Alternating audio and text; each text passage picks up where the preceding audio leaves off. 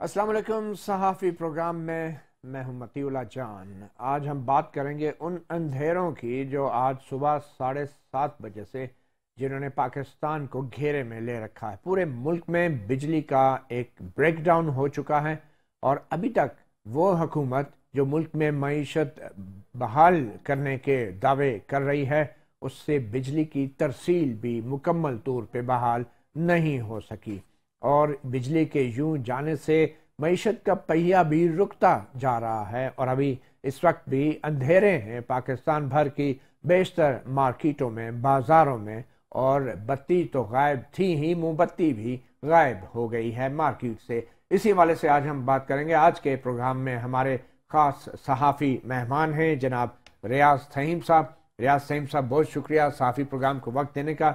आप वापडा और बिजली के महकमे को बड़े करीब से आप कवर करते हैं, रिपोर्टिंग भी करते हैं। पहले तो ये बताएं कि बिजली का ब्रेकडाउन हुआ कैसे, आपकी क्या मालूमात हैं? जी बिस्मिल्लाहिर्रहमानिर्रहीम। ये बिजली का जो पावर ब्रेकडाउन इतना तवील हुआ है, इसमें टोटली ये टेक्निकल एक फॉल्ट बताया जा रहा है। हुकूमत ये कह रही है कि जो ट्रिपिंग हुई है, जो गुद्दू से कोयटा की तरफ ट्रांसमिशन लाइन जाती है, उसमें ट्रिपिंग हुई है, जिसकी वजह से लोड मैनेजमेंट नहीं हो सकी और फ्रीक्वेंसी ड्रॉप होगी। और फ्रीक्वेंसी जैसे ही ड्रॉप होती है तो एक एक करके तमाम ग्रिड और पावर प्लांट्स जो हैं वो बिजली की प्रोडक्शन उसकी नीचे गिर जाती है।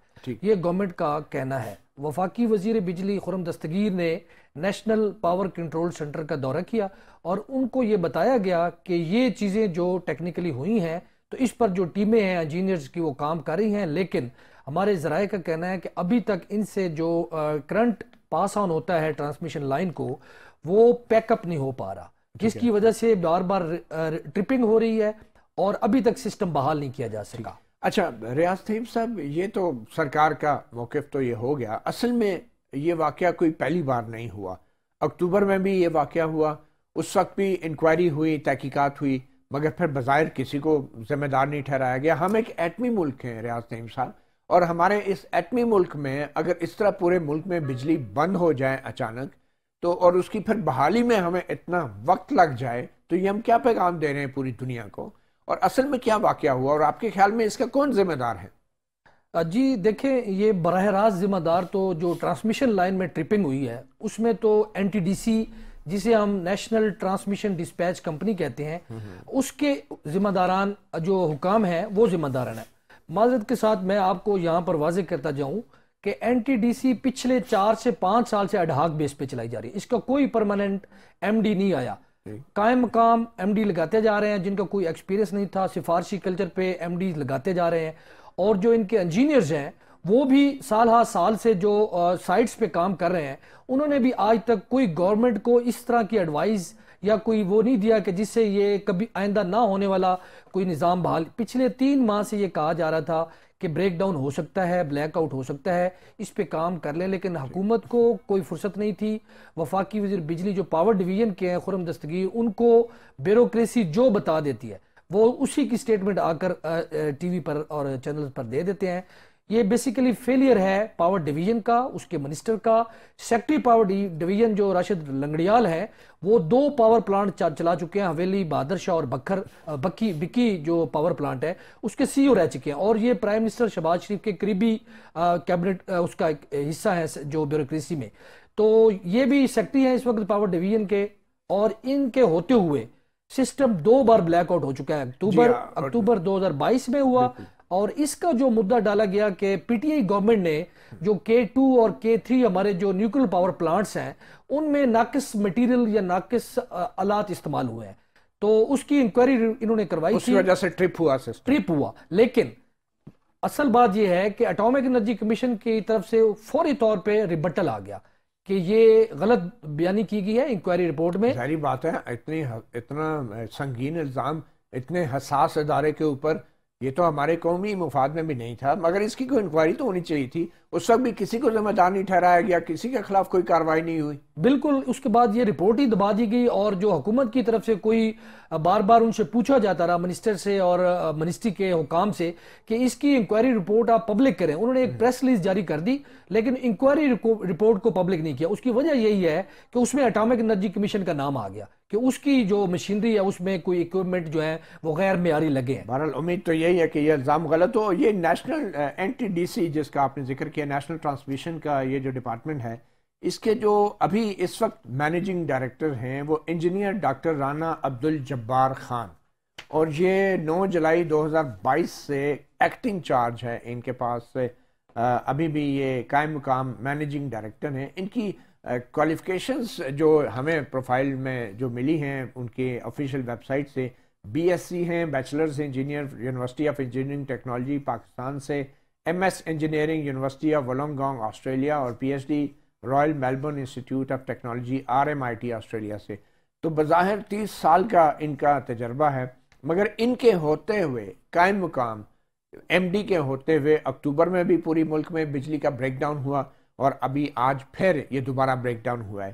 تو یہ جو انجینئر صاحب ہیں ڈاکٹر رانا عبدالجبار خان صاحب، یہ کیا ایڈ ہاک بیس پہ چل رہے ہیں ابھی تک؟ اور شہباز شریف کی حکومت کو کوئی مستقل بندہ نہیں ملا اس ادارے کی اور اتنے حساس ادارے کی ذمہ داری اٹھانے کے لیے؟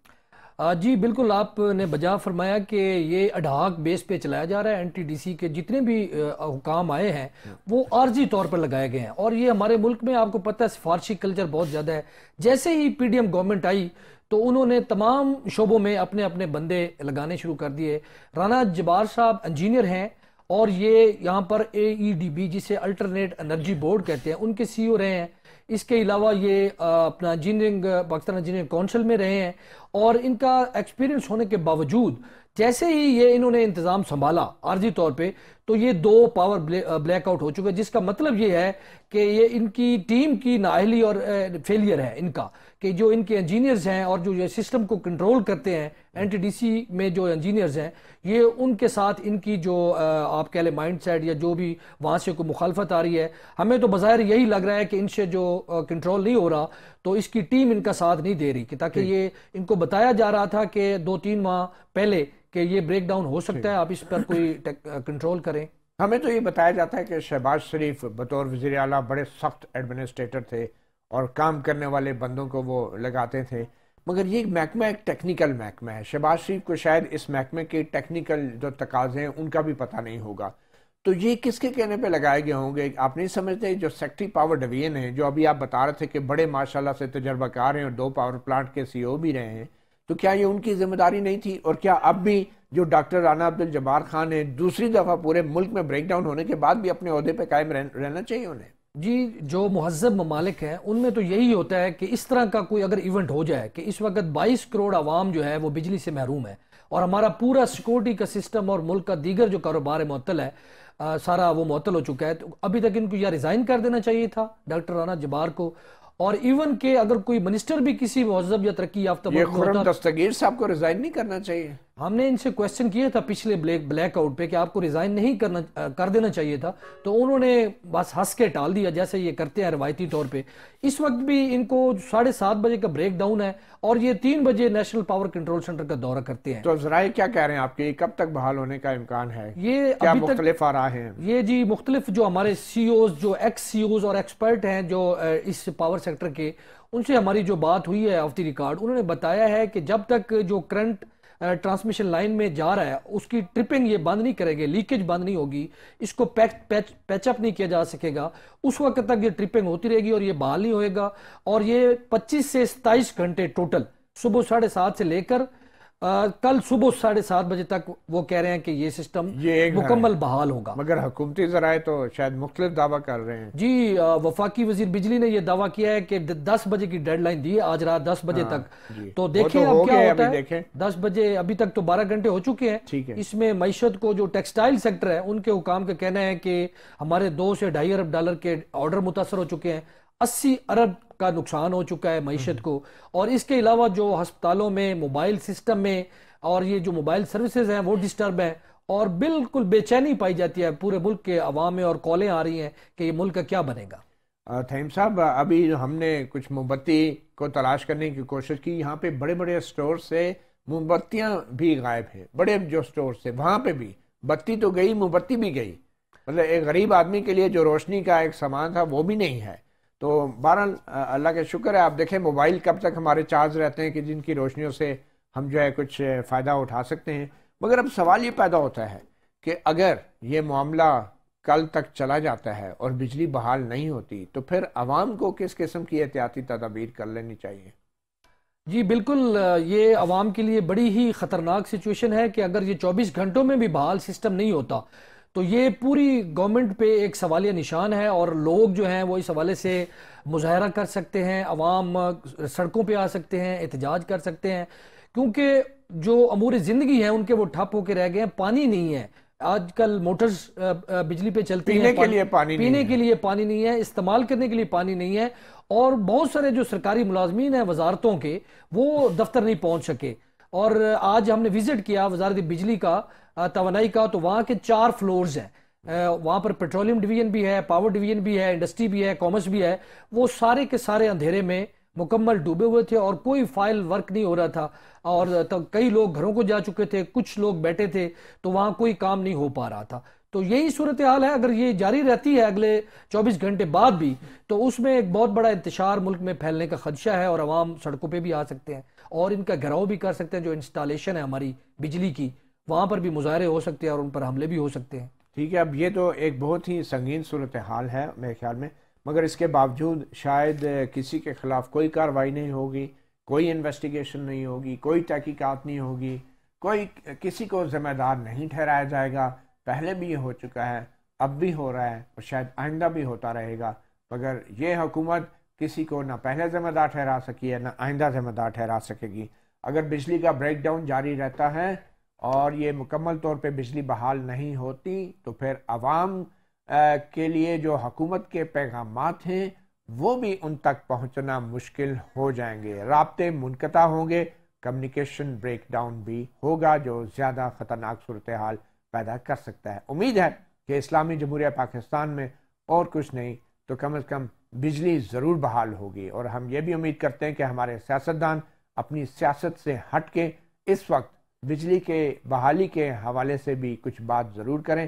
افسوس اس بات کا ہوا کہ سابق وزیر اعظم نے آج ایک بار پھر قوم سے خطاب کیا، مگر ان کا نقطہ اعتراض ایک شخص تھا جو نگران وزیر اعلیٰ پنجاب لگنے جا رہا ہے، اور اس کے خلاف وہ احتجاج کا اعلان بھی انہوں نے کر دیا، مگر یہ جو سب سے سنگین معاملہ ہے جس کا تعلق عوام سے یا غریب عوام سے، اس کے بارے میں ایک لفظ بھی نہیں کہا گیا۔ اگلے سیگمنٹ میں ہم بات کریں گے کہ عمران خان نے، سابق وزیر اعظم نے اپنی تقریر میں آج کیا کہا۔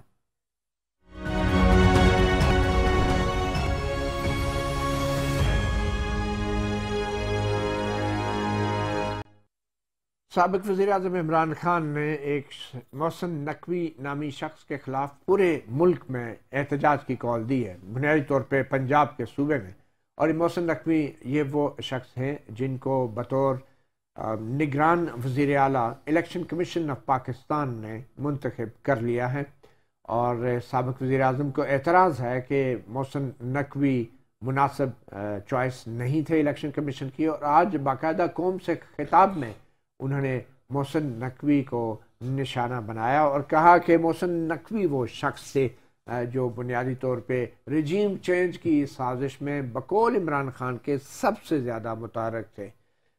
ہمارے ساتھ موجود ہیں سینئر صحافی قیوم صدیقی صاحب۔ قیوم صدیقی صاحب، خان صاحب پہلے کہتے تھے کہ امریکہ نے سازش کی ہے سب سے اوپر، پھر اس کے بعد انہوں نے کہا نہیں امریکہ کو تو چھوڑیں، یہ جنرل باجوہ کی سازش تھی، اور اب وہ کہہ رہے ہیں اصل میں جو سب سے زیادہ متحرک شخص تھے وہ تو محسن نقوی تھے، جو کہ ایک ٹی وی میڈیا ٹائکون بھی ہیں، ٹی وی چینل کے مالک بھی ہیں، اور وہ اب کہہ رہے ہیں کہ سب سے زیادہ ایکٹیو یہ تھے، بہت ملاقاتیں کرتے تھے، اور اب کہہ رہے ہیں محسن نقوی نے عمران خان کی حکومت گرا دی، رجیم چینج کر دی۔ یہ کوئی زیادہ کریڈٹ نہیں دے رہے محسن نقوی صاحب کو؟ وہ آپ نے مطیع جان وہ لطیفہ سنا ہوا ہے کہ جب وہ ہوا انہوں نے کہا کہ گل ساڑھے تک پہنچ گئی تو صلح کر لو، پھر صلح کر لو، مطلب اگر یہ رجیم چینج کے اگر محسن نقوی اتنا طاقتور انسان ہے کہ وہ مطلب مجھے سمجھ نہیں آتی کہ عمران خان صاحب کیا سمجھتے ہیں کہ لوگوں کو پتہ نہیں ہے، لوگ جانتے نہیں ہیں، وہ کتنے موقف تبدیل کریں گے؟ کبھی کہتے ہیں میں نے اسمبلی میں جانا ہے، کبھی کہتے ہیں اسمبلی سے استعفیٰ دینا ہے، کبھی کہتے ہیں میں 35 سیٹوں پہ لڑوں گا، کبھی کہتے ہیں 50 سیٹوں پہ لڑوں گا۔ آج پارلیمنٹ میں گئے ہوئے تھے کہ جی ہمیں اندر آنے دیا جائے، ہمیں آج ہم اسمبلی کا اجلاس اٹینڈ کرنا چاہتے ہمیں اسمبلی کا اجلاس اور الیکشن کمیشن میں جائے کہ جی ہمارے استعفے قبول نہ کریں، ہم نے دے دیے تھے، ہم سے غلطی ہو گئی۔ اب یہ دیکھیں نا، اب یہ کیا چیز ہے؟ اگر وہ اپنے افیئرس کو اس طرح سے چلا رہے ہیں، سیاست کر رہے ہیں، تو میرا خیال میں کہ اس سے بہتر ہے کہ یہ صلح کر لیں، احتجاج کو ختم کریں اور ملک کو جو ہے ایک ٹھیک راستے کے اوپر لے جانے کے لیے آپ بیٹھے ہیں اور کوئی اپنا کردار ادا کریں. انتشار کی سیاست کرتے رہیں گے تو میرا خیال میں عمران خان صاحب پہلے بہت لوز کر چکے ہیں اور پھر یہ آخر میں لوز کریں گے. اور اب بھی محسن نقوی کو جو ہے وہ نشانہ بنانے کا مقصد کیا ہے ان کا، کہ وہ یہیں سے شروع کرنا چاہتے ہیں کہ جناب اگر الیکشن میں ہار گئے تو پھر دیکھیں جی یہ 35 پنکچر پہلے نجم سیٹھی پہ الزام لگا دے، پھر کہہ دیں گے سیاسی بیان تھا. سو اب ان کی کس کس بات کا تجزیہ کیا جائے؟ ویسے ایک اچھی بات انہوں نے کی کہ مغرب کی انہوں نے مثال دی، امریکہ کی اور برطانیہ کی، وہاں پہ اخلاقی معیار کا انہوں نے کہا اتنا بلند ہے کہ برطانیہ کے وزیر اعظم پہ اگر ایک الزام لگ جائے تو وہ استعفیٰ دے کے گھر چلا جاتا ہے، جی اس نے کورونا کے دنوں میں پارٹی کر لی. مگر ایک مجھے حیرت ہوئی ہے، عمران خان جب بھی مثال دیتے ہیں تو کہتے ہیں امریکہ میں یہ ہوتا ہے، برطانیہ میں یہ ہوتا ہے، اخلاقیات کا معیار ہوتا ہے. آج تک عمران خان نے اپنی ذاتی کوئی مثال دی ایک بھی کہ انہوں نے اخلاقیات کا مظاہرہ کیا ہو؟ ایک بھی نہیں، کوئی ایک مثال. اور امریکی اور برطانیہ کے صدور کیا حوالہ دیتے ہیں، ایک مثال اپنی نہیں دی کہ میں نے یہ کیا اور میں نے اخلاقیات کا مظاہرہ کیا. مطلب میں نے تو یہ کیا کہ جنرل باجوہ کو پہلے ایکسٹینشن دی، پھر اس کے بعد جو ہے نا پھر ایکسٹینشنز کی آفرز کی اور پھر اپنی حکومت بچانے کے لیے کمپرومائزز. مطلب ہے کہ کہیں پہ کوئی اخلاقیات کا مظاہرہ کیا ہو انہوں نے، کہیں اپنے آپ کو والنٹیئر کیا ہو احتساب کے لیے، یا میں نے عثمان بزدار کو لگایا. ٹھیک ہے، مطلب اچیومنٹس کیا ہیں ان کی؟ مطلب آپ اب تو میرا خیال میں سب لوگ جو ہے نا، مگر اب کہہ رہے ہیں کہ محسن نقوی کے خلاف، کہاں عمران خان ریجیم چینج سازش کے خلاف احتجاج کی کال دیتے تھے، اب وہ محسن نقوی کے خلاف انہوں نے پرامن احتجاج کی کال دی ہے. کل لاہور، پنڈی، فیصل آباد، ملتان میں کہتے ہیں ہم پرامن احتجاجی مظاہرے کریں. کس کے خلاف؟ محسن نقوی کے خلاف. اب عمران خان تو کوئی تھوڑا سا دشمنی کا بھی کوئی لیول رکھتا ہے بندہ. کہاں امریکہ سے ٹکر لیتے لیتے جنرل باجوہ پہ آئے، جنرل باجوہ سے لیتے لیتے اب محسن نقوی پہ آگے. ایک وزیر اعلیٰ کے خلاف احتجاج کال دے رہا ہے ایک سابق وزیر اعظم. لیول دیکھیں نا آپ پہلے کریم صاحب. وہ جس نے 3 مہینے بعد چلا جانا ہے، 3 مہینے کا جس کا کوئی اختیار نہیں ہے، کوئی اختیار نہیں، صرف ڈے ٹو ڈے افیئرس، مطلب نہ کوئی ٹرانسفر کر سکتے نہ پوسٹنگ کر سکتے ہیں. اور پھر آپ یہ دیکھیں نا کہ محسن نقوی پر بھی الزام، چیف الیکشن کمشنر پر بھی الزام، اور ان کے ساتھ تو وہ مخاصمت پتہ نہیں ان کی کب سے ہے اور کیا ہے. ویسے یہ الیکشن کمشنر کے پاس جو اختیار تھا یہ کوئی چیف الیکشن کمشنر کا تھا یا الیکشن کمیشن کا اختیار؟ الیکشن کمیشن کا، اور آئین کے تحت اس میں فیصلہ کرنا تھا. جب آپ کے پاس تھا تو آپ کمیٹی کے اندر بیٹھے، بلکہ زیادہ بہتر تو تھا کہ آپ کوئی مشورہ کر لیتے پہلے ہی، اور لیڈر آف دی اپوزیشن سے جیسے کے پی میں کیا تھا تو کوئی ایک متفقہ طور پہ امیدوار لے آتے. آپ نے اپنے نام دیے، بعد میں آپ نے پھر اس کو چینج کرنے کی کوشش کی. آپ کو تو یہ تک تو پتہ نہیں ہے ایک دفعہ کے بعد پھر دوبارہ نیا نام نہیں ڈالا جا سکتا ہے. وہ بھی ڈال دیا. اب اس پہ کیا کیا جائے مطیع اللہ جان صاحب؟ میں آپ سے کہتا ہوں کہ عمران خان صاحب جو ہے نا ہر روز ایک نیا کبوتر اڑاتے ہیں اور میں اور آپ اس کے پیچھے بھاگنا شروع کر دیتے ہیں. اچھا، جب خود 5 سال کے لیے وزیر اعلیٰ لگانا تھا تو کس کو لگایا؟ عثمان بزدار کو. اور ایک 3 مہینے کے وزیر اعلیٰ کے لیے جو ہے وہ پورے پنجاب میں احتجاج کی کال دے دی ہے اب اس نے. اچھا، یہ بھی ایک بڑی حیرت کی بات ہے. اب وہ یہ کہہ رہے ہیں کہ جناب محسن نقوی صاحب نے پیسے لیے تھے پنجاب بینک کے جو کیس تھا نا سپریم کورٹ میں، اور انہوں نے والنٹری ریٹرن کیا تھا. یہ والنٹری ریٹرن اگر محسن نقوی صاحب نے کیا ہے بطور ایک شہری لیٹ سے، تو اس کی کوئی اہمیت نہیں ہے ویسے، کیونکہ والنٹری ریٹرن اور پلی بارگین میں تو سپریم کورٹ کا فیصلہ ہے کہ اس کا مطلب ہے آپ نے تسلیم کیا کہ یہ آپ نے لیگل منی لی ہے.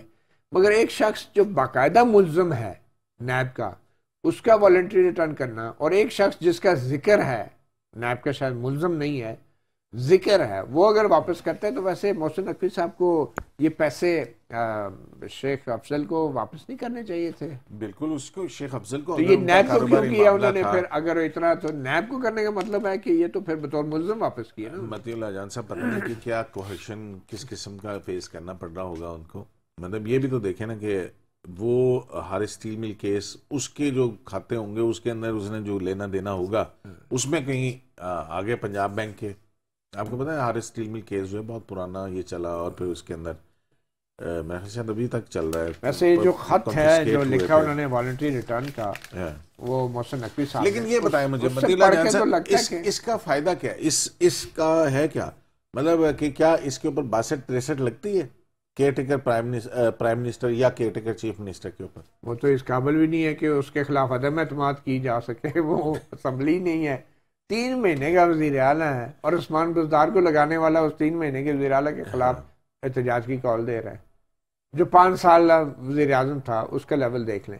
مگر ایک بات ضرور ہے کہ میں مقبول ترین کریم صاحب, ویسے یہ جو نگران حکومت کا سوچ لانے والے سیاستدان ہیں, یہ تو سیاستدانوں نے اپنی خود بے عزتی کرنے والی بات ہے کہ ایک وزیر اعلیٰ کا عہدہ, وزیر اعظم کا عہدہ وہ 3 مہینے کے لیے نگرانوں کے حوالے کر دیا جائے. مطلب اس سے زیادہ اپنے سیاست کی, اپنے سیاسی نظام کی اور اپنے عوامی عہدوں کی وہ توہین جو ہے کوئی اور نہیں کر سکتا تھا جو انہوں نے کی. اور اس کے اوپر بیٹھ کے عمران خان اتنا شور ڈال رہے ہیں. اچھا آپ یہ دیکھیں نا کہ 3 مہینے کا وزیر اعلیٰ, وہ وزیر اعلیٰ جس کا کوئی اختیار نہیں ہوگا, اس کو لگانے کے لیے پہلے وزیر اعلیٰ اور اپوزیشن لیڈر مشورے کریں, پھر اس کے بعد پارلیمانی کمیٹی بنے, پھر اس کے بعد الیکشن کمیشن آئینی ادارہ بیٹھ کے فیصلہ کرے, اور سلیکشن کون کرے؟ ایک بیوروکریٹ کرے.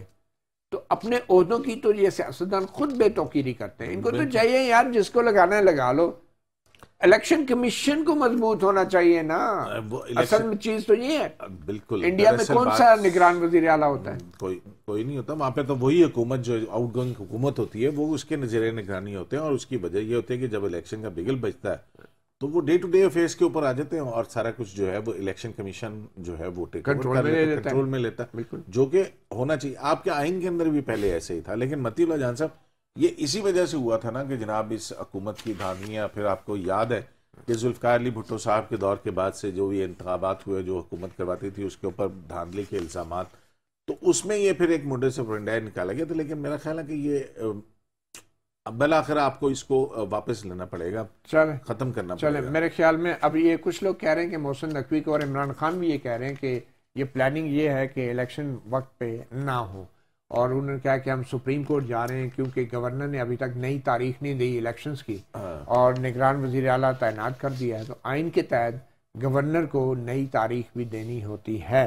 مگر اس میں ایک شک ہے بڑے مزے کی, 105 جو آئین کا آرٹیکل ہے, یہ کہتا ہے کہ جب گورنر اسمبلی ڈیزالو کرے, گورنر بھی ایک ایسے وقت پہ اسمبلی ڈیزالو کر سکتا ہے جب ہاؤس میں صوبائی اسمبلی میں کسی کو اکثریت حاصل نہ ہو رہی ہو, تو اس صورت میں گورنر جو ہے وہ ایک تاریخ دے گا, اور وہ تاریخ 90 دن کے اندر اندر ہوگی الیکشن کی. تو یہاں پہ لکھا ہے جب گورنر یعنی 105 ذیلی شک 3 میں جب گورنر صوبائی اسمبلی ڈیزالو کرے تو پھر جو ہے وہ ایک تاریخ دے گا.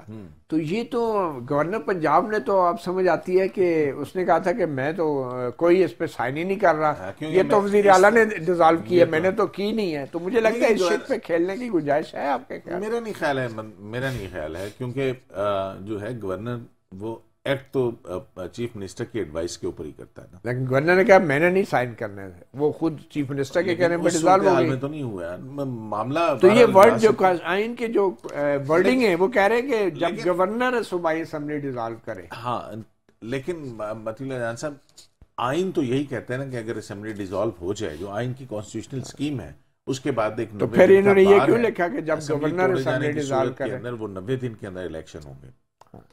تو یہ اس کا مطلب ہے کہ تاریخ دینی چاہیے تھی. آپ یہ کہہ, میرا خیال ہے کہ اب اگر آپ دیکھیں کوئی رکن قومی اسمبلی استعفیٰ دے جاتا ہے یا ڈسکوالیفائی ہو جاتا ہے, تو اس کے بعد اس کو ڈی نوٹیفائی کرنے کے بعد الیکشن کمیشن آف پاکستان تاریخ رہتا ہے نا کہ جی 60 ڈیز کے اندر جو ہے وہ آپ کی. تو آئین میں تو بظاہر کوئی گنجائش نہیں ہے کہ 3 مہینے سے آگے الیکشن جا سکے. بالکل. لیکن ایک شک یہ بھی ہے کہ آئین میں اگر دی گئی تاریخ پہ کوئی چیز نہ ہو سکے, ہاں وہ اس میں جو ہے وہ اس کو, لیکن اس میں کہ ایک مقررہ مدت پہ نہ ہو سکے کوئی آئینی کام, تو وہ اس کے بعد بھی کیا جا سکے. اس سیویبلٹی کلاس جو ہے جس کو کہتے ہیں کہ وہ کسی اقدام کو تحفظ دینے کے لیے. یہ بار عمران خان خود ہی اگر یہ معاملہ سپریم کورٹ لے کے جا رہے ہیں تو پھر عمران خان کو خود ہی فیصلہ قبول بھی کرنا پڑے گا سپریم کورٹ کا جو بھی ہوگا. چلتے ہیں اب اصل چیلنج کی طرف, اور وہ چیلنج ہے ہماری معیشت کا. معیشت کی صورتحال یہ ہے کہ شاید الیکشنز کے لیے بھی اخراجات نہ رہیں. دیکھتے ہیں کیا صورتحال ہے؟ اگلے سیگمنٹ میں ہمارے ساتھ مہمان ہوں گے سید مہتاب حیدر۔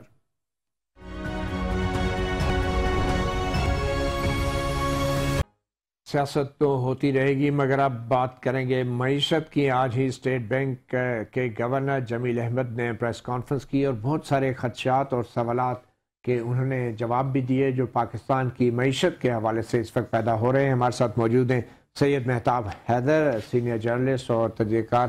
مہتاب حیدر صاحب، اسٹیٹ بینک کی گورنر کی پریس کانفرنس، سب سے عام بات تو وہی شرح سود میں جو اضافہ کیا 16% سے 17%، اس کے بارے میں بتائیں کہ یہ کیا مجبوری تھی اور اس کا مطلب کیا ہے عام آدمی کے لیے؟ دیکھیں، بنیادی طور پہ اس کو مانیٹری ٹائٹننگ جو ہے نا، وہ جو ٹرم ہے اس کی بد میں استعمال کیا جاتا ہے۔ اس کا بنیادی مقصد یہ ہے کہ یہ جو آئی ایم ایف کا پروگرام ہے، اس کی پرسکرپشن یہ ہوتی ہے کہ آپ ڈیمانڈ کو کم کریں۔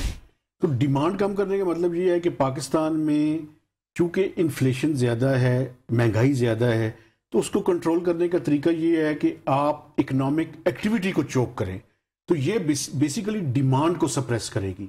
یہ بیسیکلی جو پرائیویٹ سیکٹر ہے، پرائیویٹ سیکٹر کو مہنگا قرضہ ملے گا تو وہ قرضہ نہیں لے گا basically.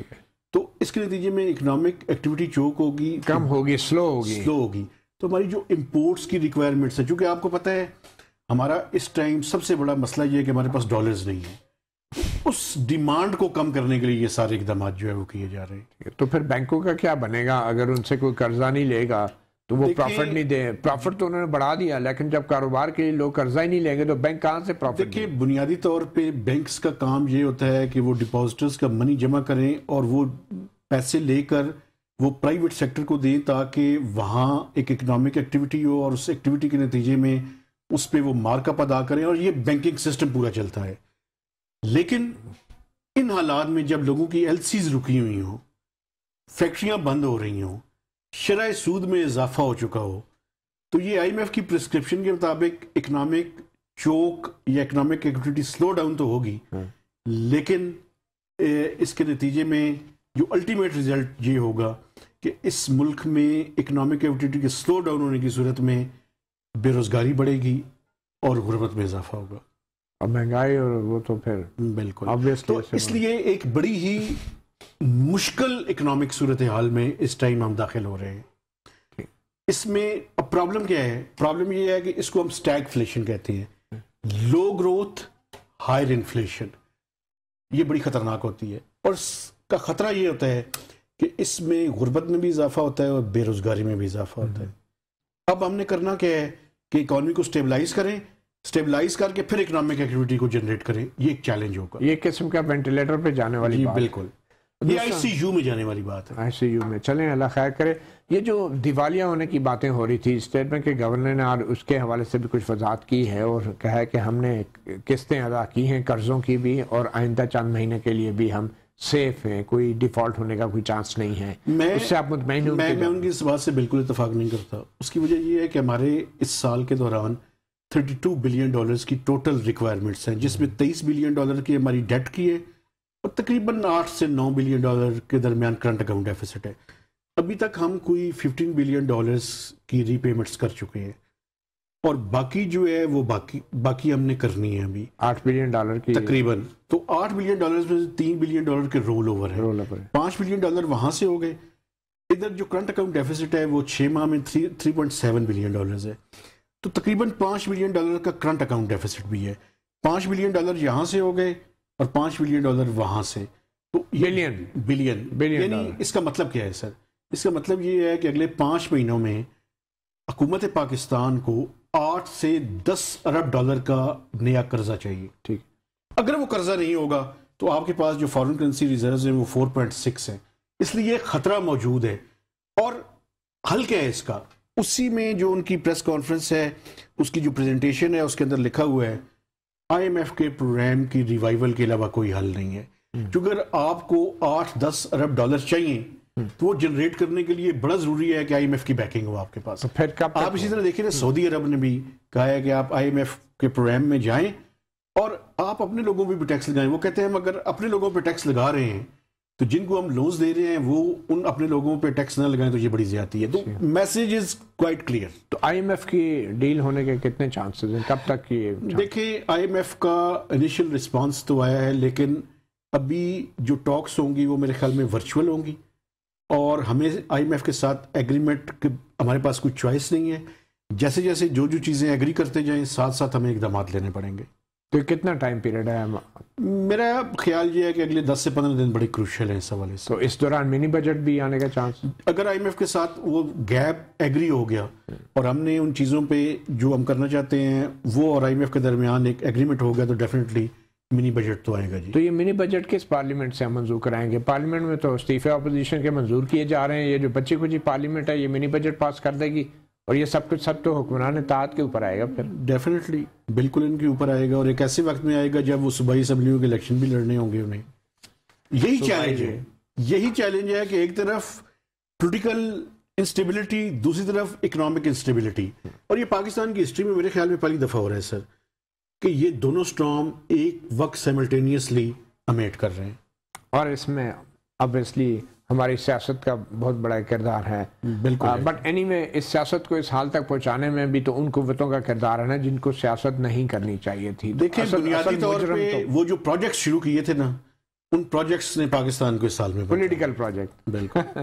But any way Karachi port کے اوپر جو کنٹینرز کے حوالے سے نئی پالیسی اسٹیٹمنٹ اب آ رہی ہے اسٹیٹ بینک کی طرف سے جو آئی ہے, اور پورٹ اینڈ شپنگ کی جو وزارت ہے ان کے بھی فیصل سبزواری نے بھی کچھ بیانات دیے ہیں, تو آپ مطمئن ہیں کس حد تک یہ معاملہ حل ہو جائے؟ دیکھیں یہ شارٹ ٹرم میں تو آپ پیچ ورک کرنے کی کوشش کر رہے ہیں, لیکن الٹیمیٹلی جو حل ہے وہ یہ ہے کہ ہم اپنے ڈالر انفلوز کو بہتر کریں گے تو یہ ساری صورتحال بہتر ہوگی.